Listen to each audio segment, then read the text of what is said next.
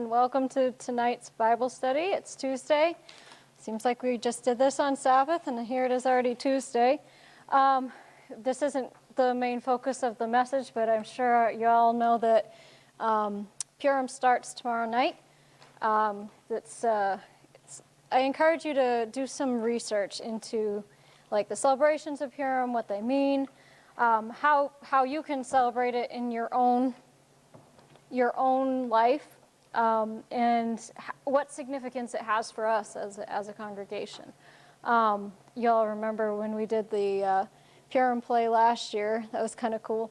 But one of the traditional things that they do on Purim is they make hamantaschen, which is traditional cookies. I made them last year. They're so good, actually. They're like cookies with jam in the middle of it. And they're supposed to represent Haman's hat. And at first you say, well, why would I want to eat a cookie that's like representing the villain in the story? But in a sense, it's representing the victory over the enemy, the victory over the Haman of their day. And I think that's something that we need to remember, is that no matter where we are in history, Yahweh always gives us victory over our enemies. We know that the king has the final move. It's not over until he says it's over. And we're living in a time in which, we're seeing things come faster and faster, happen faster and faster, that are leading us up to that climax of the end times, that we are at the place where it's unlike any other time in history. Nobody has ever stood at a point in history that's been like this time. In one sense, we talk about how it's as in the days of Noah, but on another hand, it's even on a more heightened level. Thank God that he has the promise that he won't flood the earth again, because we're almost at that point. But I wanted to talk tonight about truth and what is truth. We've kind of touched on it before and gone down that, but it's just something that I think is very important in the day and age in which we're living in. That not only do we know what truth is, but we know how to be speakers of truth. We know how to defend the truth. That's what we're called to be. We're called to be truth bearers. Yeshua said he was the way, the truth, and the life. And so as his representatives in this earth, as those who are carrying him, we need to also be those who bear the truth.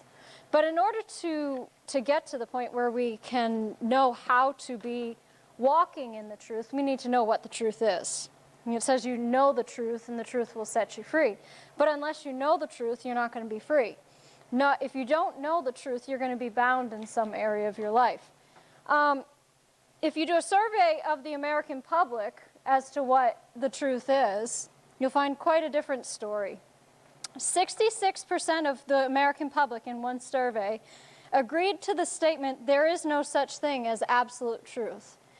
So over half the American public believes that there is no absolute truth. I'd be jumping ahead of myself here, but it shows where we are standing at in history. If there is no absolute truth, what is there left? Among youth, 70% believe that there is no such thing as absolute truth. See, it's generation by generation, it's going downhill as far as what they believe. Two people can define the truth in conflicting ways, and both can be correct. That's what most youth believe. 70% of youth believe that you can present your point of view, you can present your point of view, and if they conflict, both of you can be right. Now, in some ways, we talk about the two sides of the coin, but this is something that's totally different than that. Like, you're saying that this is wrong, and you're saying that this is right. Both can't be correct.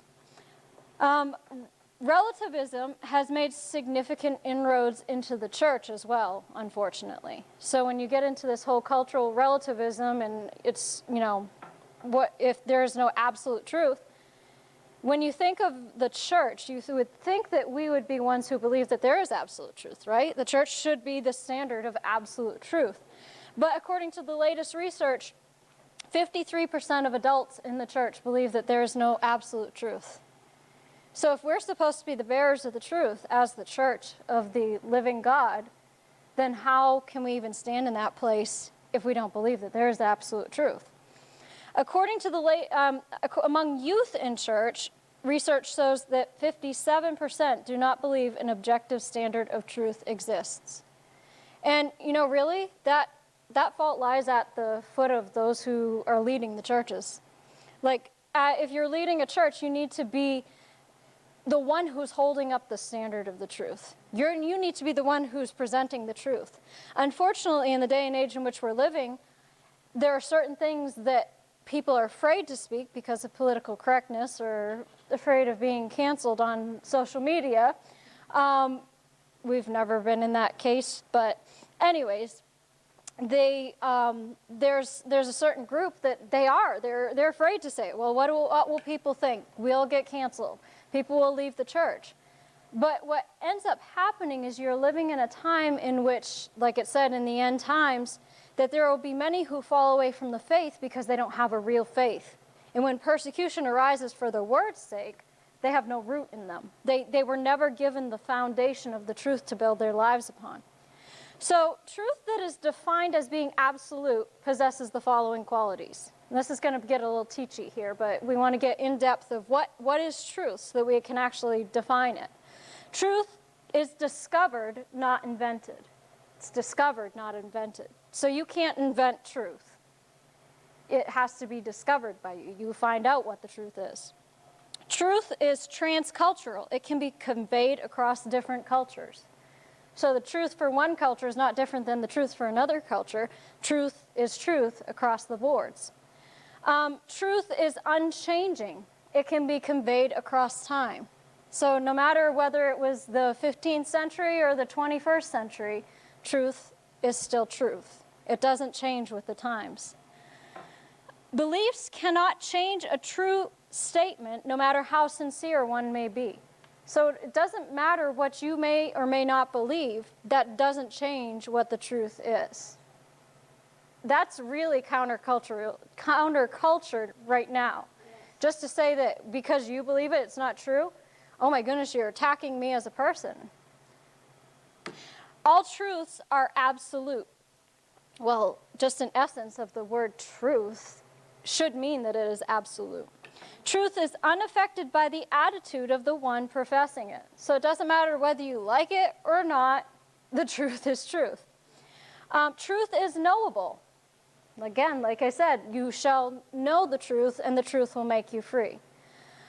So postmodern relativists build their understanding of truth on the foundation of the naturalist worldview. So they believe everything has to be humanist, naturalist, it's all in the same. And really, it's not that much different from the ancient Greeks that worshipped the body. They really were the founders of that. Truth, then, according to them, has its origin in man.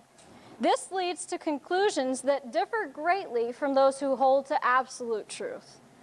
They believe that truth is created, not discovered. So you can't discover the truth, you create the truth. Well, isn't that convenient?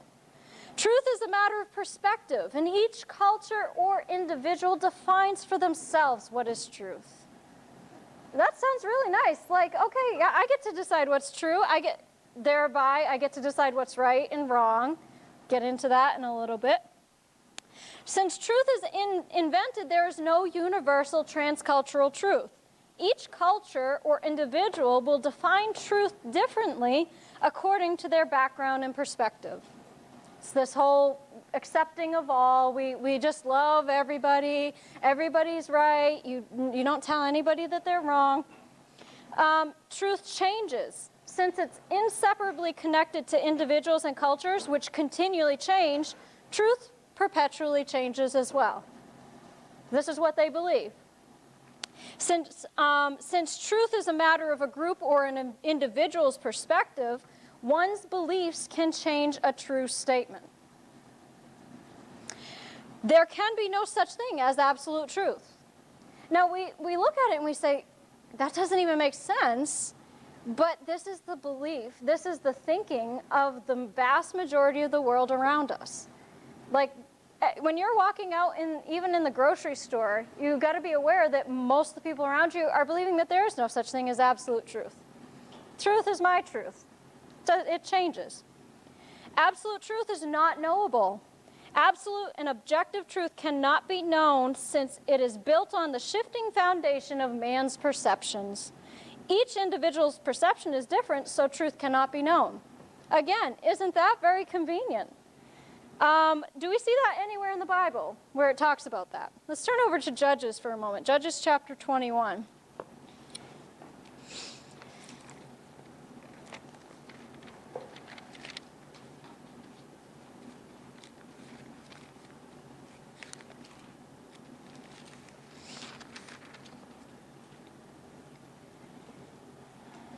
Now, if you go and you read through the entire book of Judges, you see that there's quite a messy period of time here. You know, you had some good judges, you had Gideon, you had some of these good judges that ruled over Israel, and then you had some that were just not really the best judges.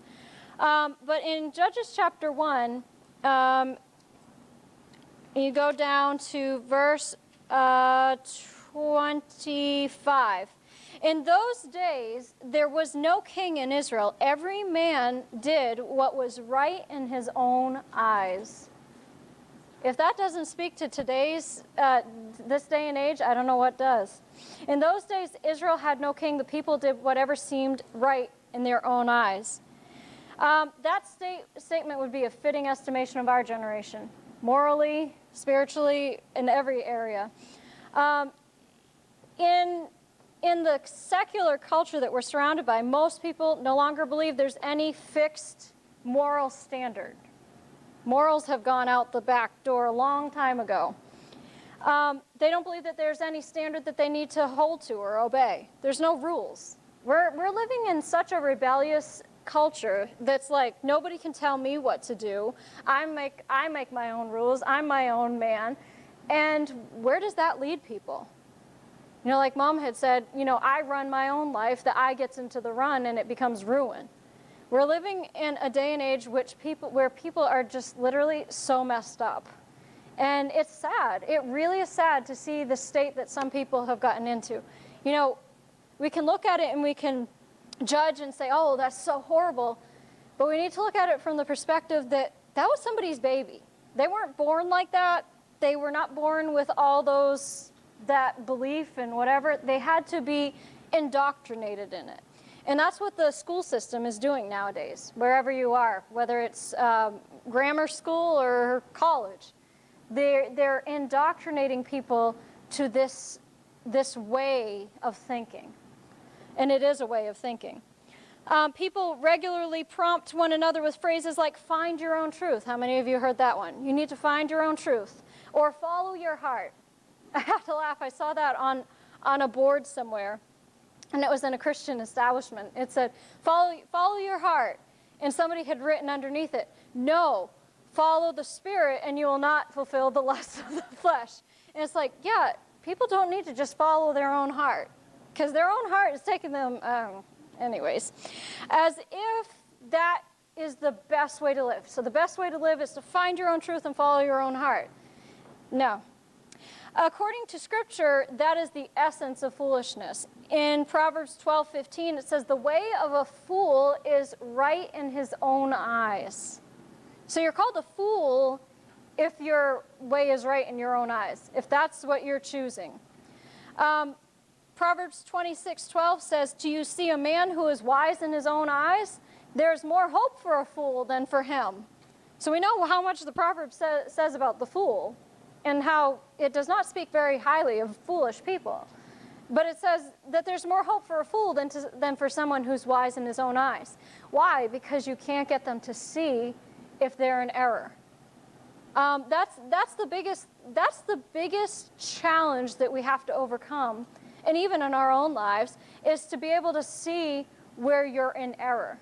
If you're in such a place that you're not going to receive any kind of correction, that I'm going to make my own way, I'm right, you know, it doesn't matter what you say, then you're in a place where there's no hope for you. You know, even down to when you look at what they call in the Bible the unpardonable sin. Look into it. The only reason it's unpardonable is you can't get that person to see that they need to change. They've gotten into a place where they're so hardened and so set against the changing that you can't even show them. Even if you lay it out in front of them and show them scriptures and you show them exactly where it is, they're not going to see it. They're not going to change. And that's not a place that any of us want to be. We want to be willing to be changed. We want to be willing to be corrected. We want to be moldable, like clay. We want to be able to be flexible. In Jeremiah 13:10, it says that God condemns evil people who refuse to hear his words and stubbornly follow their own heart. How many times do we read throughout the scriptures where it talks about the Israelites and how they stiffen their neck? And the point of this message is not about hardening your heart, but it goes right alongside of it. And they followed their own heart. Whatever their heart prompted them to do, they did it. But whoever trusts in his own mind is a fool. It's repeated throughout the scriptures. When Moses gave the law to the people of Israel, one of the chief principles he laid out for them was, you shall not do according to all that we are doing here today, everyone doing whatever is right in his own eyes. That's in Deuteronomy 12:8. So he's telling them all the law, and he's saying, no, everyone's not supposed to just do what's right in their own eyes. Everyone's not just supposed to follow their heart. The idea that everyone should get to define for himself what is right and true is a recipe for disorder and disaster. And that's what's happening in the world out there. It's the very definition of moral anarchy. It really is. What is anarchy? When someone is ruling and all the rules are out. There's nothing that's wrong that you get to define for your. So if one person gets to define, hey, I think it's okay for me to kill somebody else, that's my truth. Well, a lot of people will say, well, no, that's different. That's different. Well, where does it stop? Like when you start defining your own truth, whatever comes to your mind is right. Where does it stop? It's nothing new. Again, like I said, the Greeks followed this line of thinking. And even back to the Romans, Pilate asked Yeshua, what is truth? Yeshua said he came to deliver the truth. And in John 18:38, he says, what is truth? In other words, give me the definition of truth. I don't believe there is any absolute truth. If you can't be certain that absolute truth exists, the suggestion that there's something to believe in simply makes no sense. So if you can't even believe that absolute truth exists, then to believe that there's a God, that doesn't make sense to your mind. Moral or religious convictions are out of question. What is anyone to do except whatever is right in his own eyes? So you see this culture, and it's the enemy's plot, really, to get people so into just following whatever they think that they should do at the moment, that they get their eyes off of the fact that there is a creator, that there is a God over the universe that is directing us, and then they lose their very moral bearings. It's like they've lost their compass. There's no compass in the world, which I'd like to see what people do with that. Like, how are you going to follow even a natural compass if you think that there's no absolute truth? Well, I feel like north is that way today. Or I feel like the GPS is wrong. I think I need to go this way. That's just what I feel. Fine, you can go whatever you want, but you're not going to end up at that destination. There is such a thing as a set of rules to get you to the place you want to get. My truth and your truth suggest that everything is ultimately just a matter of perspective. We just all have different perspectives on things. All truth claims are really nothing more than just personal opinions, and they deserve to be treated that way. So if you think that the truth of the word is just an opinion, you're not going to see it as like I said, a moral compass for your life. Every point of view, no matter how bizarre, demands equal respect. Hence what we were talking about with the litter box thing, okay? Remember that? Okay, hey, it's bizarre, but you know what? That's your truth. That's what you believe. Okay, we'll respect that. Now, how about we help people, okay? We've gotten into a day and age in which people are so accepting of every form of bizarre thing that we're not seeing that inside of that is a person that's crying out saying, I need help. Like there's all this bizarre behavior on the outside, but if you're just like, okay, it's all right, you're going to totally miss that the person actually needs help. That's what they really need is help. But then again, you look at that whole illustration that John Bevere did, where it's like that blind man is heading toward the cliff. It's such a powerful illustration. But that's what's happening in the world all the time. Oh yeah, you're good, you're fine. Don't say anything against what they believe. They think they're on the right path. That's right. You're going to hurt their feelings if you say anything. You're going to get them upset with you. Yeah, but they're about to plunge off of a cliff. You got to try to help them. You got to try to save them.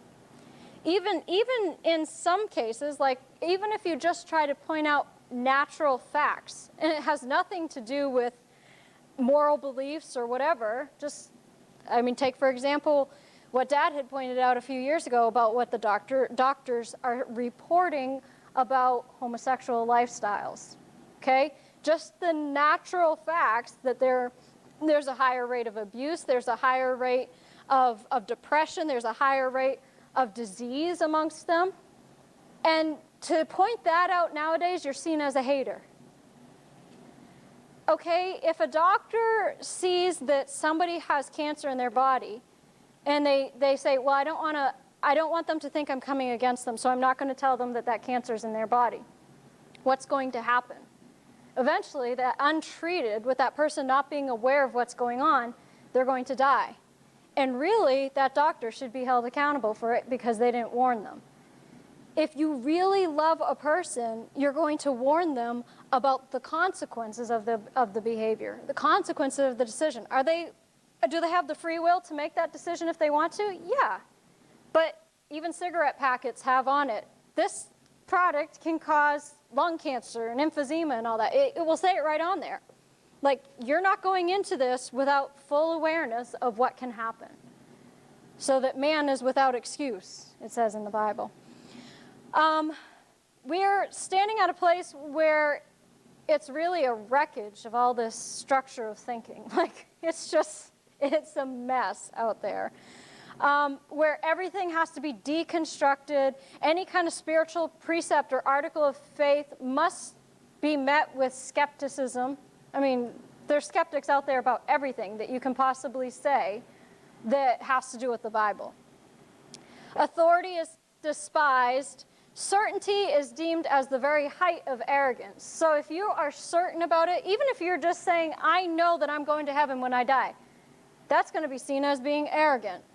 No, it's the people who claim that there is no absolute truth that are actually the ones who are being arrogant. Certainty, feelings count more than facts. How many times do we see that? Doesn't matter how many facts you can present, people say that feelings are worth more. Common sense, it's not so common anymore. We know that one. That is very true. I don't know how many times I run into it, and it's like, okay, you came out of today's school system, you're supposed to have graduated, and you don't even know how to tell time or spell. You know, or just use common sense. Common sense, like things that you're supposed to learn growing up. But if you're taught that just anything is right, you're not going to even have the common sense. You're not going to even have that built into you. It's really the dumbing down of society is what we're watching. How do you think that the world got into the Dark Ages, where we actually lost knowledge? How is it we stand at a place now where we don't even know how the pyramids were built? Thousands of years ago, okay? Thousands of years ago, they had a knowledge about how to build these giant pyramids that we're like, I don't know. That's called losing knowledge. And the more you go down that track, the more knowledge you're going to lose. Creation itself is filled with realities that are self-evident. You know, where do we hear that phrase about truths that are self-evident? Right in our founding document, we hold these truths to be self-evident, that all men are created equal, that they're endowed by their Creator with certain unalienable rights. What happens when there is no truth that is self-evident? What happens when there's no absolute truth? Then you get to the point where they're not endowed by their Creator, and they don't have unalienable rights. You get to the point where people are treated like animals because they're not seen as being created in the image of God. It's really contrary to what the culture believes about social justice, and we got to be fighting for the rights of all. What ends up happening in that kind of a culture is certain people get to the top, and the rest of them are just left out. And Unfortunately, that's where a lot of the world is living. But we got to get to the foundation of all truth. What is the foundation of all truth? Let's turn over to Romans chapter 1.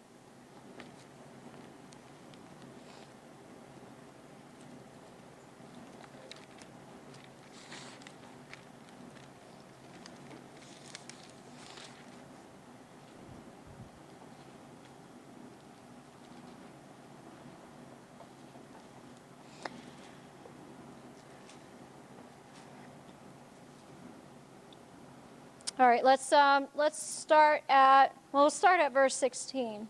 For I am not ashamed of the gospel of Christ, for it is God's power working unto salvation to everyone who believes, with a personal trust and confident surrender and firm reliance, to the Jew first and also to the Greek. For in the gospel a righteousness which God ascribes is revealed, both springing from faith and leading to faith. As it is written, the man who through faith is just and upright shall live and shall live by faith. For God's wrath and indignation are revealed from heaven against all ungodliness and unrighteousness of men, who in their wickedness repress and hinder the truth and make it inoperative. So it's saying that by their unrighteousness, ungodliness, and their wickedness, they're hindering the truth. They're preventing the truth from having its work. For that which is known about God is evident to them and made plain in their inner consciousness, because God has shown it to them. Nobody can say that they don't know. Nobody can ever say, well, I didn't know that that wasn't right to do. Something within them will always tell them. And it might be a very still, small, quiet voice that he's trying to speak to them. And they can get to the point where they completely shut that voice down. You can get to the point where, no, you no longer hear God's voice because you've so ingrained and engrossed yourself in it. But it says right here that it's evident to them and it's plain to their inner consciousness because God reveals it to them. They say, even the sages talk about this, that they say a baby is born with the knowledge of God inside of them, and if you don't keep it up, you're going to start getting further away from that as you grow up. But it's inside of them. Verse 20, for ever since the creation of the world, his invisible nature and attributes, that is, his eternal power and divinity, have been made intelligible and clearly discernible in and through the things that have been made, his handiworks. So men are without excuse, altogether without any defense or justification. So basically, he's saying that which is known about God is evident inside of them. But not only that, all of God's creation is speaking about him so that they are without excuse. People will say, what about the tribes that have never had somebody come and witness to them about Yeshua? They have all of creation around them that is revealing to them the truth. They have what it takes to be able to come to a full knowledge of the truth. It's been given to every single person that lives in this earth. They're without excuse. Verse 21, because when they knew and recognized him as God, they did not honor and glorify him as God or give him thanks, but instead they became futile and godless in their thinking, with vain imaginings, foolish reasoning, and stupid speculations. There's a lot of speculations around that are just plain stupid. And their senseless minds were darkened. Claiming to be wise, they became fools. Professing to be smart, they made simpletons of themselves. You ever hear somebody who tries to give a reasoning for the Big Bang Theory or evolution? Honestly, it takes a lot more faith to believe some of that stuff than it does to believe that there's a creator. I was talking to somebody about this a couple weeks ago, and it's like some of the most supposedly brilliant atheists out there, if you actually break down their arguments, it's like, what? It doesn't even make sense. It literally does not even make sense what they're saying. I mean, just the fact that, okay, yeah, you're going to say that from this speck, all of a sudden, it exploded and created everything you see and all the intricacies. Everything was created out of that. Well, just go set off some dynamite in the junkyard 3 billion times and see if you ever come out with a Boeing 757. See if you ever once come out with something that's beautiful and completely put together and intricate. No, it takes a designer to make that. And if they really stop to think of that, they know that. They know that somewhere inside of themselves. Verse 23. And by them the glory and majesty and excellence of the immortal God were exchanged for and represented by images, resembling mortal man and birds and beasts and reptiles. Therefore God gave them up in the lust of their own hearts to sexual impurity, to the dishonoring of their bodies among themselves, because they exchanged the truth of God for a lie, and worshipped and served the creature rather than the Creator, who is blessed forever. It's where we're living today. People are exchanging the truth of God for a lie. And so many in this world around us have bought that lie. So many in the society that we're living in have bought that lie. Verse 26, for this reason God gave them over and abandoned them to vile affections and degrading passions, for their women exchanged their natural function for an unnatural and abnormal one. That's how you know it's not normal. People were not born that way. It's not ingrained in their nature. It's not just who they are. They have to learn that. And the men also turned from natural relations with women, were set ablaze with lust for one another, men committing shameful acts with men, and suffering in their own bodies and personalities the inevitable consequences and penalty of their wrongdoing and going astray. And so, since they did not see fit to acknowledge God or approve of him or consider him worth the knowing. I mean, just that phrase right there, you don't consider God worth the knowing. Let that never be said of us. I mean, really, he's worth knowing. He is the only one we ever need to know. If we have him, we have everything we ever need. But they did not consider him worth the knowing. God gave them over to a base and condemned mind, to do things not proper or decent, but loathsome, until they were filled, permeated and saturated with every kind of unrighteousness, iniquity, grasping, and covetous greed and malice, full of envy and jealousy, murder, strife, deceit, treachery, ill will, and cruel ways. You see what goes along with this? As soon as you start saying, let's just follow your own heart, follow your truth, you can make your own truth, this is where it leads. They were secret backbiters and gossipers, slanderers, hateful to and hating God, full of insolence, arrogance, and boasting, inventors of new forms of evil, disobedient and undutiful to parents. They were without understanding, conscienceless and faithless, heartless and loveless and merciless. That's where we're at in society. There's more bullying that goes on nowadays in a society that's supposed to be more tolerant and open than ever before. I mean, it's prevalent. If it's supposed to be your truth, is you can believe whatever you want, why is there so much of that going on? Verse 32, though they are fully aware of God's righteous decree to those who do such things deserve to die, they not only do them themselves, but approve and applaud others who practice them. Romans 2, verse 1, these weren't written in chapter and verse, so you keep reading. Therefore, because of all these things, you have no excuse or defense or justification, O man, whoever you are, who judges and condemns another. For imposing as judge and passing sentence on another, you condemn yourselves, because you who judge are habitually practicing the very same things that you denounce. That's a pretty serious and sobering passage of Scripture. And when you look at it, you'd think that Paul was writing to this day and age. You'd think he was writing specifically to the church in the 2022. Like, that's what it seems. That's where we're living. So it's nothing new. What we're facing is nothing new. It's just on a heightened level. Because of the advancement of knowledge, we're living in a day, as it says in Daniel, that knowledge has gone throughout the earth. It's increasing with the invention of all the social media and TV and the live streaming and the capability of just accessing all this stuff. You don't have to go off to some dark little place anymore and find all these things going on. It's out there, readily accessible to you. But the basic knowledge of God is innate in every human heart. It's there. Whether you choose to acknowledge it, whether you choose to see it, whether you choose to follow it, it's there.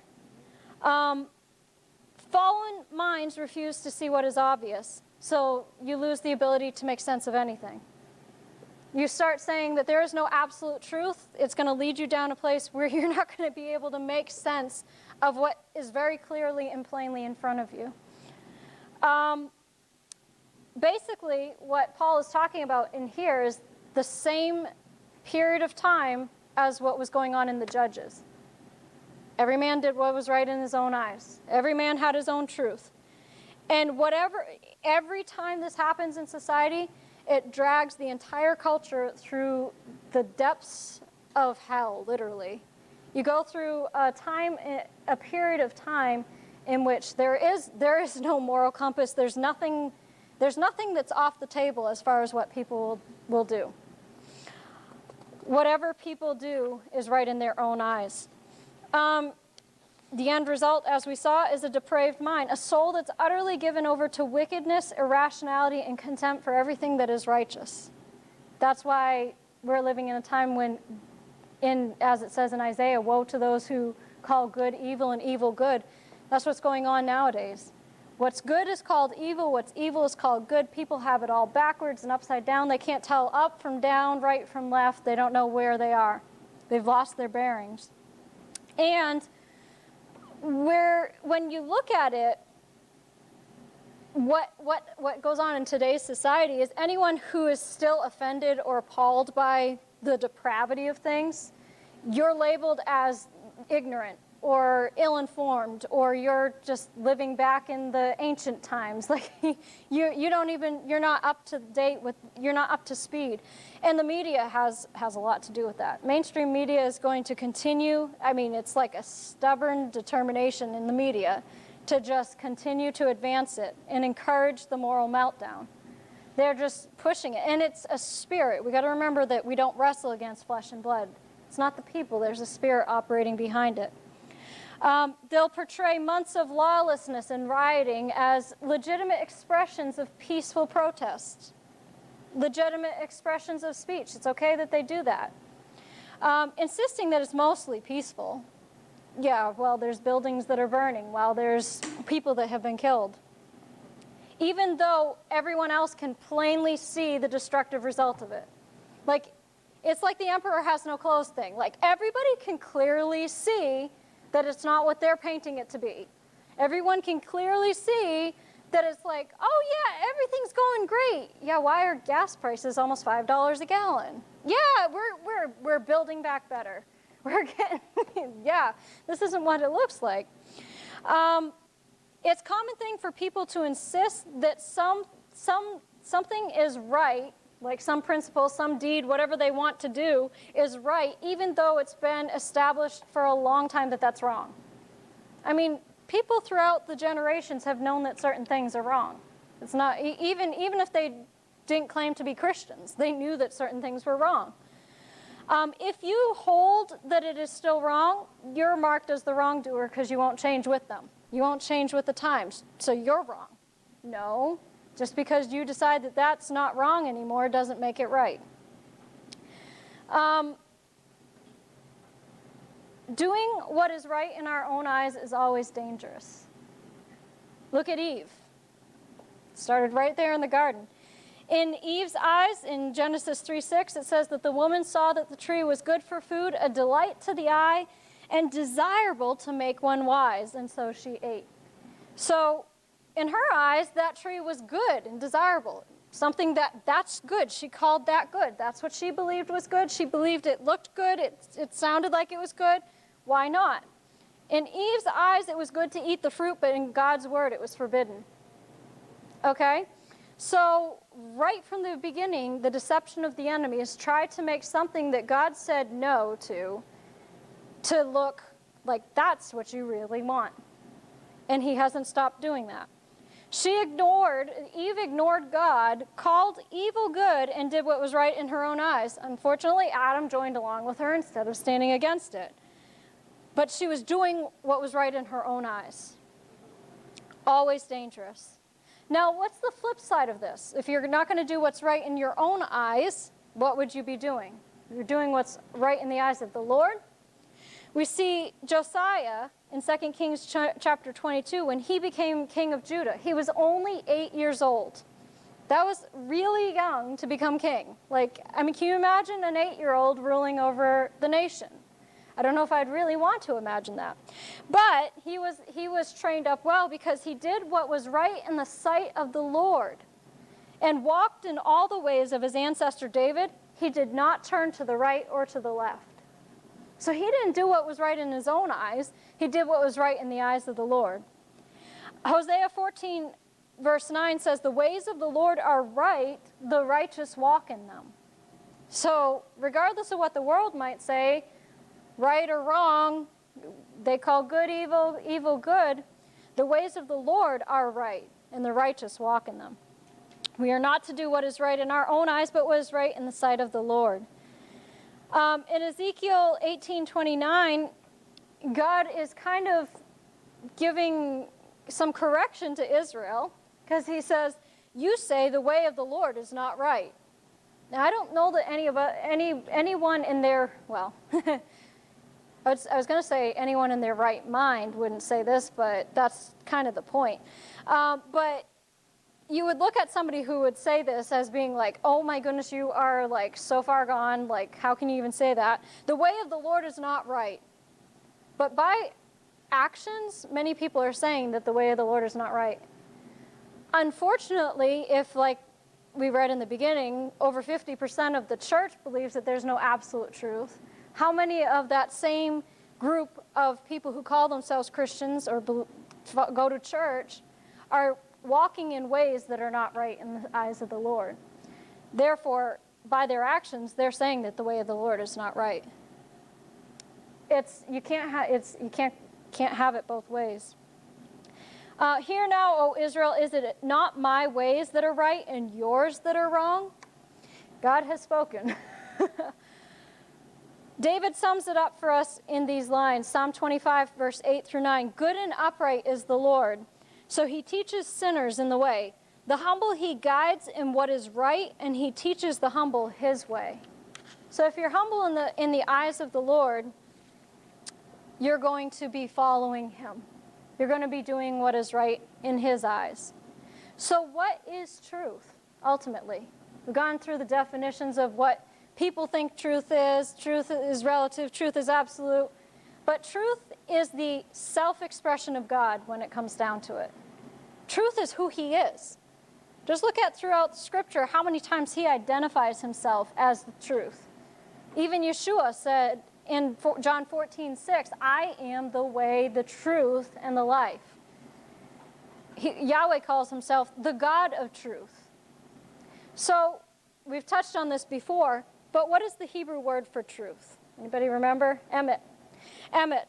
Mom likes to call the truth bars emet bars. Of course, most people are like, "What is that?" So I actually wrote out the word emet so you can actually see it. And hopefully it's big enough. I think that's big enough. Get some tape back here. But when we kind of touched on this before, but when you look at the Hebrew word emet, without going back through our study on the Aleph and the Tav and everything else, I didn't put that in the right place. Oh well.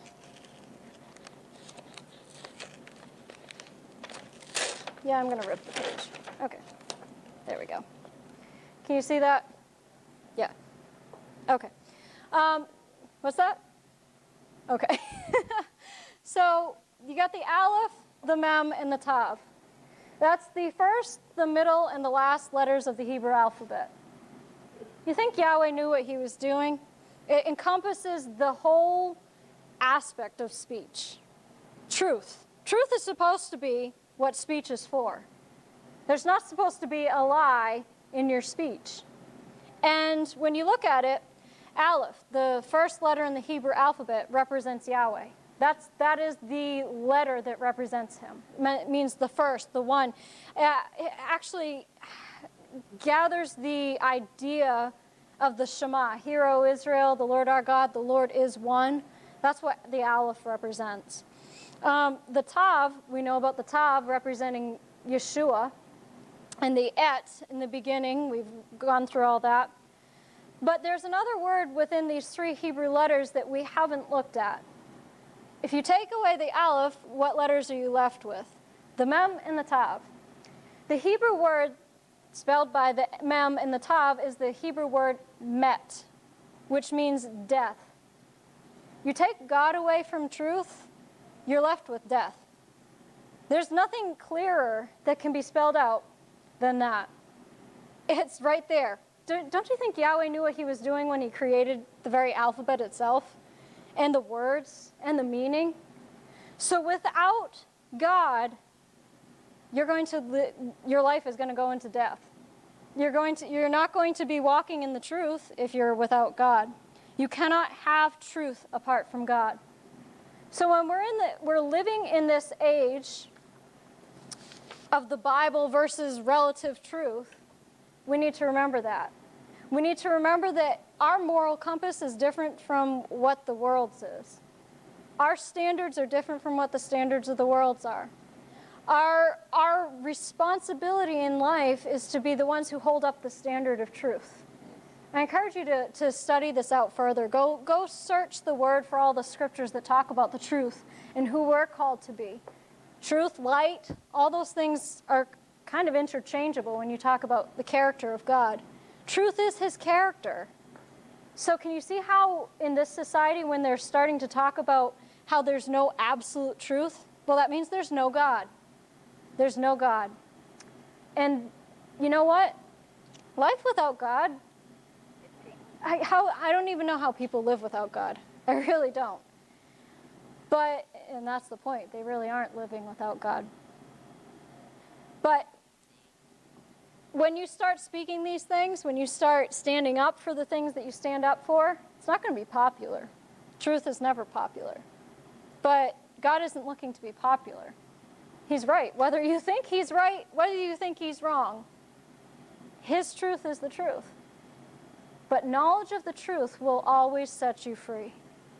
And when you know his ways, when you know what he has said in this book to be truth, to be the right way to live, and you follow that, you're always going to have life. You're always going to have health. You're always going to have truth flowing in your life. Without God in the equation, all you're left with is death. And that's what we're called to be in this world. We're called to be bearers of truth. We're called to be light bearers. We're called to be those who are standing out. Not supposed to be blending in. We're supposed to be standing out in the midst of the darkness.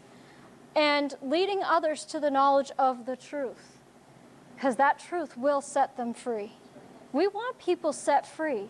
We want to see the captives delivered. We want to see blind eyes opened. We want to see people coming to a place where they're living life and life abundantly. That's what Yeshua said. He came that they may have life and life more abundantly. It's the enemy that comes to steal, kill, and destroy. The enemy thought, Eve thought that tree was good and it was going to give her something good. That was the enemy coming to steal the very life out of her.